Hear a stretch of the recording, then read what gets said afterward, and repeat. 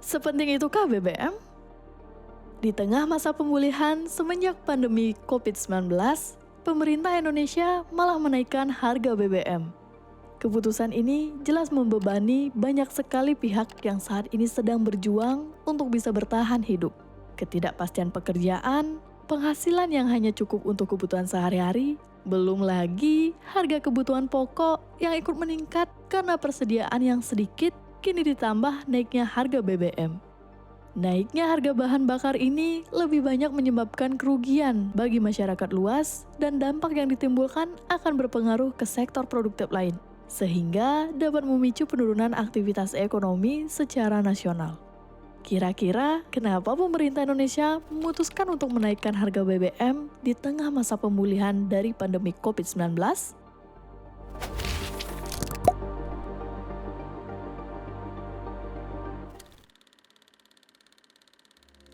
Naiknya harga minyak dunia adalah akibat dari semakin sedikitnya cadangan minyak yang ada, meningkatnya konsumsi BBM di seluruh dunia, dan ketika permintaan akan minyak mentah semakin tinggi, tetapi penyedianya tidak mampu memenuhi hal tersebut. Ketika harga minyak secara global meningkat, maka akan berpengaruh terhadap anggaran belanja sebuah negara, seperti Indonesia, di mana pemerintah harus memperhitungkan berapa banyak anggaran yang bisa disubstitusi untuk menambal kenaikan harga minyak dunia. Penyesuaian harga BBM bukanlah sebuah hal baru.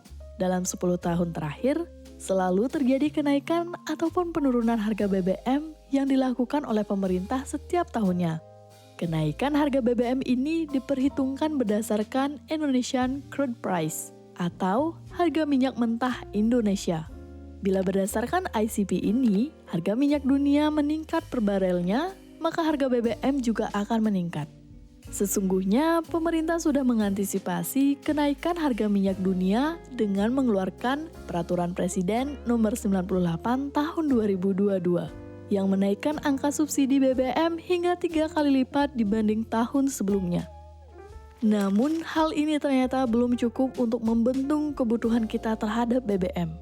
Seiring jalannya waktu, subsidi APBN terhadap BBM ini justru memberatkan, dan bila dilanjutkan, akan membebani APBN Indonesia di tahun 2023. Mulai hari Sabtu 3 September 2022, BBM jenis Pertalite, Pertamax, dan Solar mengalami kenaikan harga, di mana Pertalite yang semula Rp7.650 per liter, sekarang menjadi Rp10.000 per liter. Pertamax yang semula Rp12.500 per liter menjadi Rp14.500 per liter. Dan solar dari yang Rp5.150 per liter menjadi Rp6.800 per liter. Seperti yang sudah aku sebutkan tadi, bahwa pemerintah sudah mengeluarkan peraturan guna mengantisipasi kenaikan harga minyak dunia yang terjadi. Namun, ternyata anggaran yang disediakan ini belum mampu memenuhi kebutuhan BBM nasional yang terus meningkat. Bahkan, setelah melakukan penyesuaian harga BBM pun, APBN harus tetap menanggung subsidi dan kompensasi terhadap harga minyak dunia. Selain faktor harga minyak dunia yang meningkat signifikan, nilai tukar rupiah terhadap mata uang asing juga amat berpengaruh seberapa besar anggaran yang kita keluarkan untuk subsidi dan kompensasi BBM ini. Bila nilai tukar melemah, maka lebih banyak uang yang harus dikeluarkan untuk mendapatkan jumlah yang sama dengan yang diperlukan. Yang artinya, anggaran yang diberikan harus semakin banyak. Ketika BBM naik, maka biaya transportasi juga akan naik. Ketika biaya transportasi naik, maka harga barang yang mengalami perjalanan jauh juga akan ikut naik. Ketika semua harga barang naik, maka akan menurunkan daya beli masyarakat. Ketika daya beli masyarakat menurun, maka akan menurunkan pertumbuhan ekonomi negara. Dan pada akhirnya, merupakan hal yang umum bila kenaikan harga BBM bisa memicu terjadinya inflasi. Karena naiknya harga BBM akan berpengaruh terhadap distribusi barang dan jasa.